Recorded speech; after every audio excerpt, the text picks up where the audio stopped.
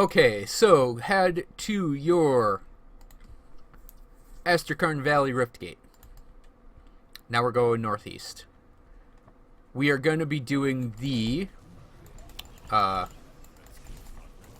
Tomb of the Archon today. There's quite a bit to explore in there, actually, and we'll be fighting Kaiman's Chosen. Finally, for once, we'll be having to actually fight these guys. No, wait, we did Fort Heron, didn't we? So we kind of fought them before. But usually this is where I would say it's the first major engagement with them, because I usually don't actually do Fort Heron when I'm playing a character of the Order. So you're going to want to run just straight on into the fort. I'm not even going to bother fighting those guys there. And you head into this little, like, it's almost a place you can miss if you don't know where you're going. So we walk through this gateway here, this portcullis. We'll save this necromancer, this neophyte. You owe me! So we run up here, cross the bridge, and we enter this crypt. This is the Tomb of the Archon. It's one of the two places where you really get to fight a lot of your enemy faction.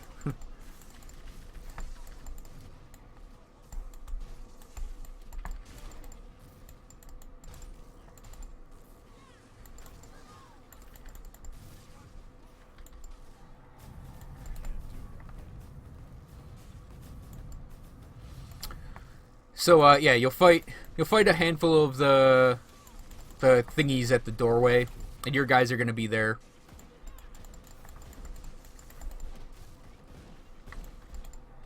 Kaiman's Chosen can get so damn annoying at this point in the game too. When you fight a lot of them like this, and they're just storm bearers on top of storm bearers, it can be a pain in the ass, in all honesty.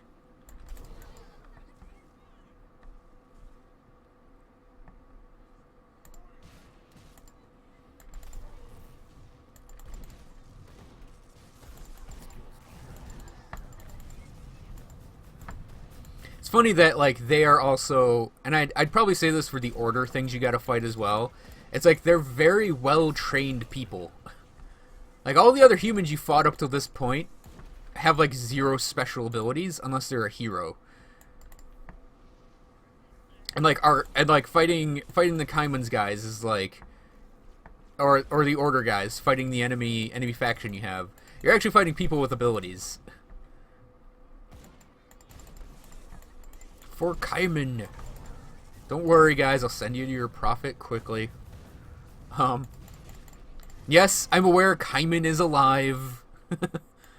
So yeah, we got this hidden area back here.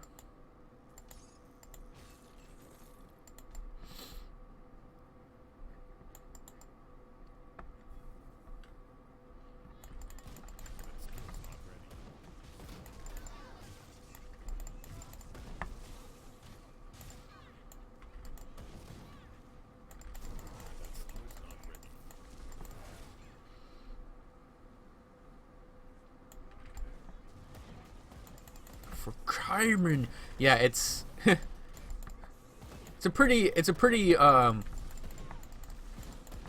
actually a pretty not bad crypt location either. It's a pretty unique crypt location. But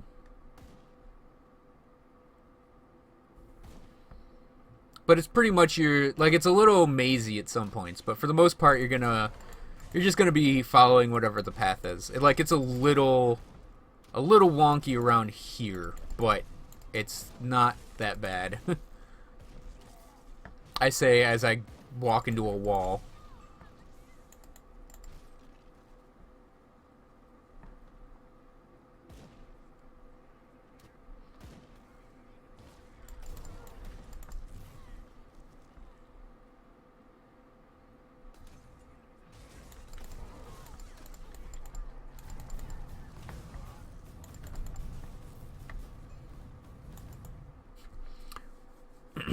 Level 2, this is where we start to get into... There's some fun secrets down here. Not gonna lie. It's really fun. So, I tend to just immediately run into this place because we'll have some order guys floating around here, and I've been told that skeletal priests, when they do they can do a little buff on you while you're fighting. That give you, I think it's bonus health for a short period of time. I don't think I've ever been affected by it though, and I think you actually need enemy units nearby for them to do the ability.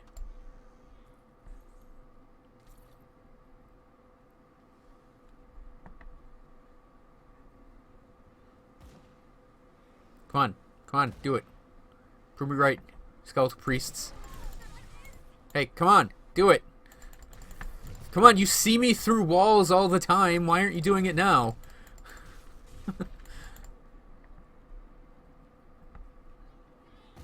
I honestly don't know if there's anything like that for people who ally themselves with Kaiman's Chosen.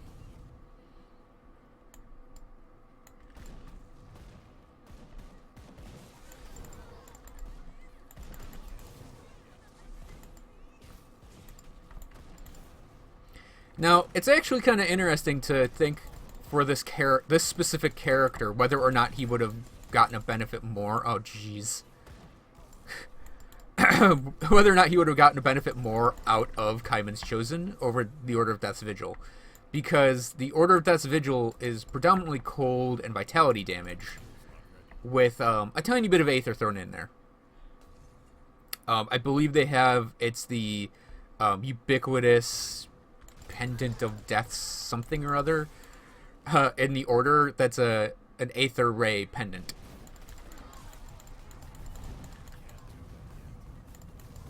So that kind of fits two of her damage types. But at the same time,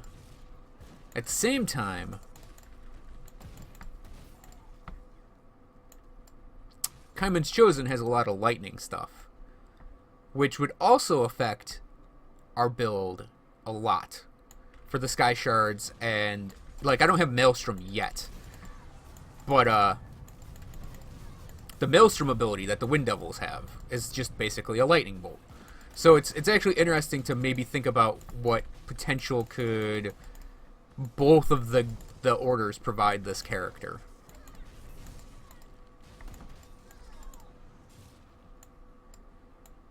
Now granted, this character doesn't use fire at all, which is the other damage type for Kaiman's Chosen. So I think the order is probably a little better for him in the end game. Okay, so loose torch. Click the loose torch. This wall slides aside. Oh look, it's a room with nothing in it. But you got a crumbling wall. Break the crumbling wall, and now we find another crypt entrance. Without having the like targeting on for walls and stuff,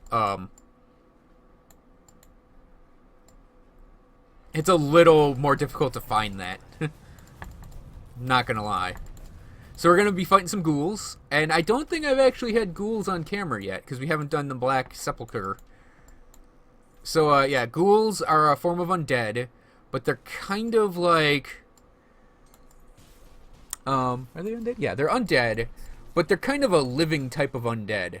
You can bleed them, and they deal bleed damage. Like that's like you can see I'm getting bled here. That's because when some of them die, they have that little AoE dot thing that gets thrown down. So we're 5 levels away from this. Ugh. Might pull storm totems in. I still haven't decided on that or not.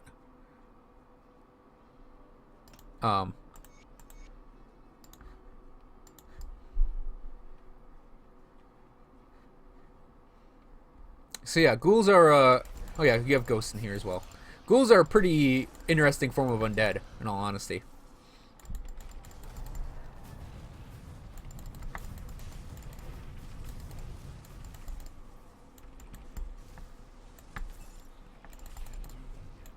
No, I definitely don't want to go into those a lot. Especially when they're in a group like that. They just hurt is all, so...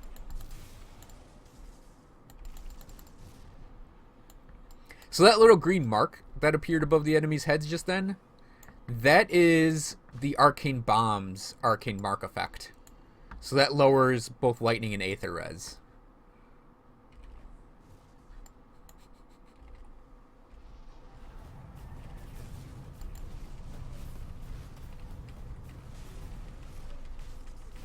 Oh no.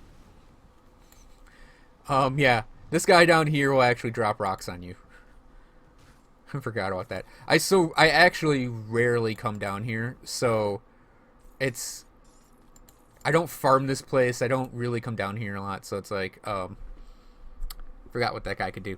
So this shrine is one of the more expensive ones in the game, and to the point where in Ultimate I wouldn't even bother coming down here for it because it's kind of out of the way.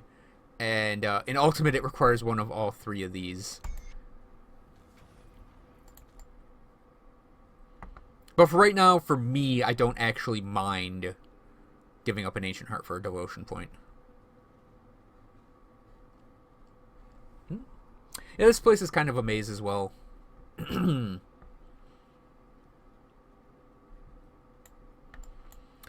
So, speaking of devotion, where am I going to take this crap?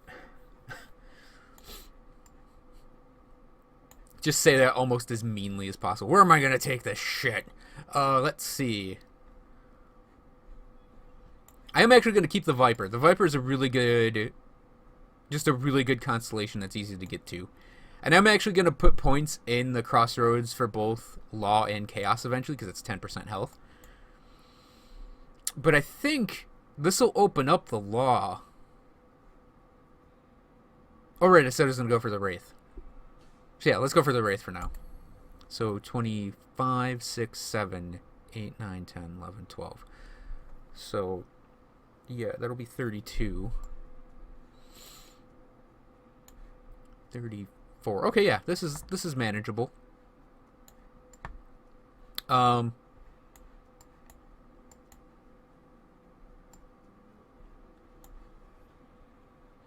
because ultimately I do want the Obelisk. Probably all of the Scales. Maybe all of the Tortoise. Definitely all of the Panther. Maybe all of Solemn Watcher. Man, I think Skype keeps disconnecting on me because I'm getting like tons of sign-ins all at once. It's very weird. Okay, so yeah, that area is right here near the end of this place. And we have Archon Barlem to deal with. Thank you, Trojans, Sky Shards. Thank you for being amazing. So yeah, we have Archon Barlem. I believe if you're part of Kaiman's, you have to fight Malkadur down here. I haven't actually done it yet.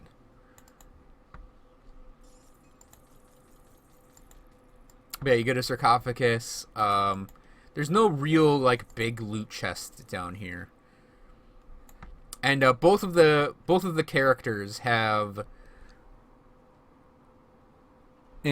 both of the characters have a unique item they drop, a unique monster and frequent. For Malkadur, it's his Dreadblade, and then for the Archon, it's that two-handed fire thing. I find it a little funny that like I'm ordered Death's Vigil with a character that's kind of a coldish build, and I can never get Malkadur's Dreadblade unless I have a character in Kaiman's Chosen farming that up, and vice versa. It's like I don't think I'm ever going to be using a two-handed fire weapon with this character. It's always been a little bizarre to me that I'm actually putting the town portal outside because we have a big fight right here. It's always been just a little bizarre to me that you get the other things. Because I have a bunch of Kaiman's badges floating around, and it's like, I don't think I'm ever going to use those, and the Death Ward things would be a lot better.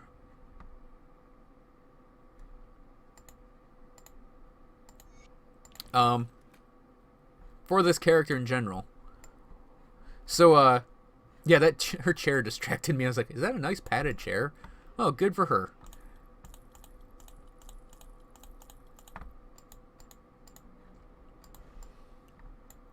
Okay, so when you turn the ashes in, you come over here and open this door. And we're gonna help this mage up here summon up the Order's paragon. Begin the ritual. So what this involves is just killing a bunch of undead. It's sort of like the challenge room in the steps, but with less of a penalty if you screw up and die. And it actually it's like a really, really fun. It's a really fun quest event, actually, because you just have this like crazy melee in this area. I haven't actually done the more end game Kaiman stuff, so I don't know what they do. I would assume they're summoning the Archon back.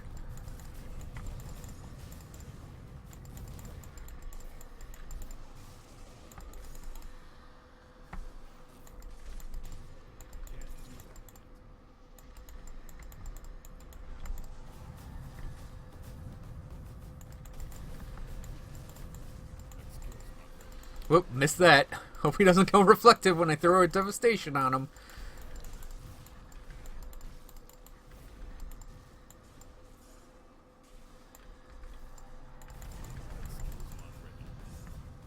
Wait, was that purple Novaria Stormfire? Isn't that the... Isn't she the thing you kill in, to get the Ethereal Essence? Right? Or am I thinking of someone else?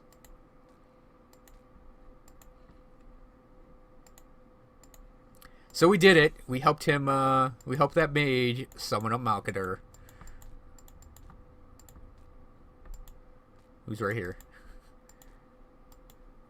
Malkadur and his Dreadblade that I'd have to be in the other order to get.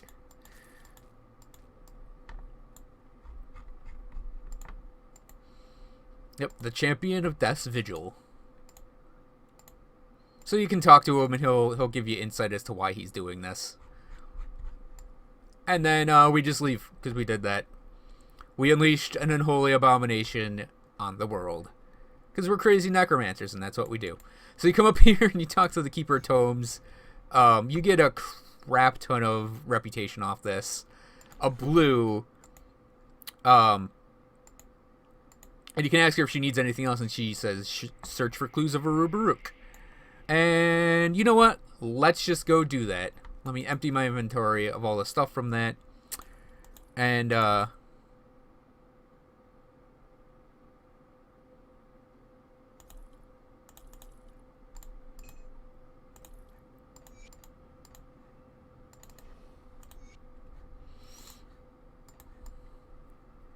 yep, we'll move on. So actually, when you come back down here, Malkadur will be standing right here. Just mind his own business. It'd be awesome, if he could, like, randomly spawn in the field and fight next to you. How sweet would that be? To have this Order of Death's Vigil champion just show up randomly, like in Bloodgrove or something, in, like, an epic duel with Bolivar. Be awesome. I should write. You know what? I should put that in a feedback message in the forums. Like, you go through all this effort to get Malkadur or the Archon back, and it's like they're gonna just stand in your base doing nothing, and I'm just like, you know what? Maybe he shouldn't. Maybe he should join us in the field. Help us fight. And then if he dies, you could get like a Dreadblade. A Dreadblade spawn chance.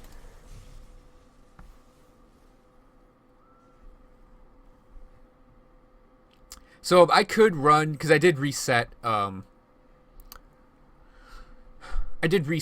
I could run and kill those two uniques again, but I think I'm just gonna... Damn it. I forgot it's a little wonky getting through the upper area here. So I could run and fight those two uniques again, but I kind of want to just go through this quickly.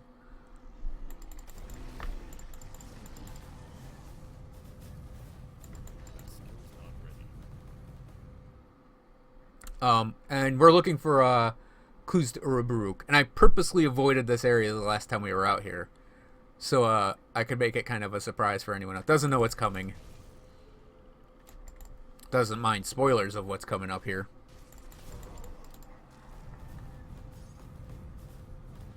So yeah, we're sticking to the north end, and you're gonna run into, obviously you're gonna run into trolls and then grobbles. So I guess it'd be fleshwork. They're not true trolls, but whatever. You'll run into the, when you start running into the grobbles, you'll know you're close. So I am actually gonna throw a portal down here. Cross the bridge.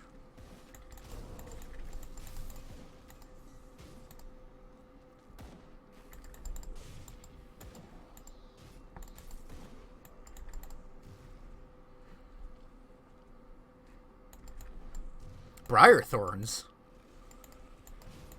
Charus? Who the hell is Charus?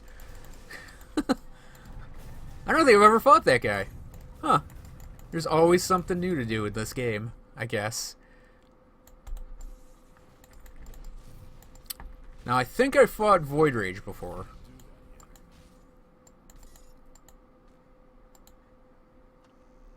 I actually forgot the hounds have uniques as well. So yeah, this is mostly running on the north end, and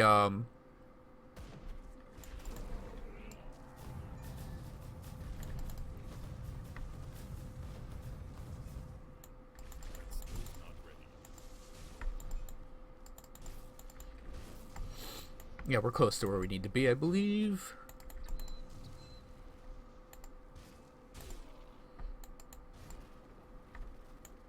So we got a star map. What could it be?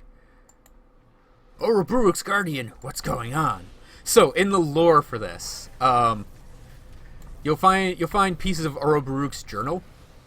And the first one, he's like, there's something going on up near Burwich. I'm gonna go investigate. So he does. And what happens is, his guardian, basically his personal pet, turns against him. Due to a chthonic influence. Owie.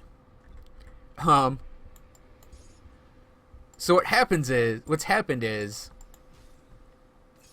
in the backstory, I mentioned like the first part of Uruburuk's lore. So the second part is, well, first part, just to summarize, he was an Arcavian necromancer. Was there anything up there?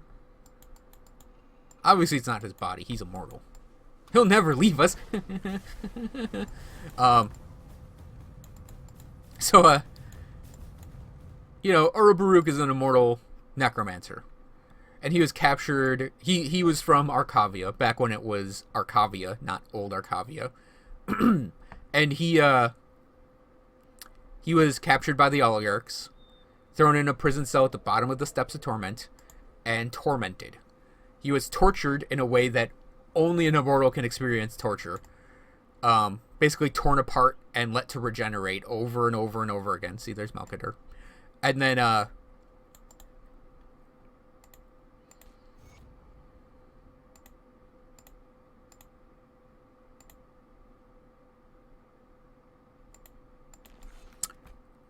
then, he was pretty much, he was tortured because the oligarchs wanted the secrets of immortality.